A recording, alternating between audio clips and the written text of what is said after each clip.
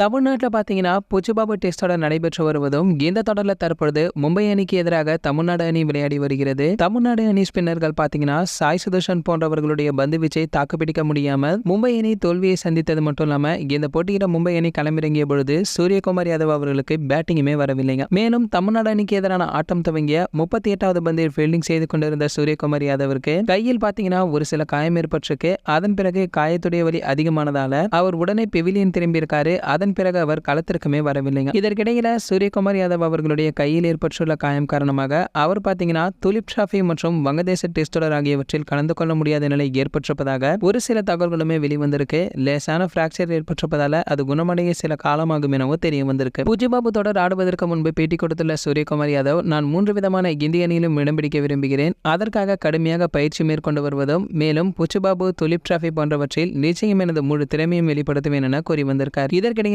இந்த தொடர்ல 38 பந்துகள் மட்டுமே ஃபீல்டிங் செய்துவிட்டு விலகி இருக்காரு. துலிப் டிராபி தொடரானது வருகின்ற செப்டம்பர் 5ஆம் தேதி முதல் துவங்க இருப்பதாகவும் இந்த தொடர்ல இந்தியா பாத்தீங்கன்னா ABCD ஆகிய அணிகள் இடம்பெற்றிருக்காங்க. மொத்தம் 60 இந்திய வீரர்கள் இந்த தொடரில் விளையாட இருப்பதாகவும் மேலும் சிறப்பாக செயல்படும் இந்திய வீரர்களுக்கு அடுத்ததாக செப்டம்பர் 19ஆம் தேதி துவங்க உள்ள வங்கதேசத்திற்கு எதிரான 2 போட்டிகள் கொண்ட டெஸ்ட் தொடரில் இடம் கிடைக்குமா? இரு அணிகளுக்கு இடையிலான முதல் டெஸ்ட் போட்டி சென்னையில் நடைபெற உள்ளது. அதாவது வங்கதேச அணி தற்பொழுது பாகிஸ்தானுக்கு எதிரான டெஸ்டில் வென்றிருப்பதால் இந்தியாவிற்கு சவால் அளிக்கும் வகையில் அந்த அணி விளையாடும் எனவும் கருதப்படுகின்றது.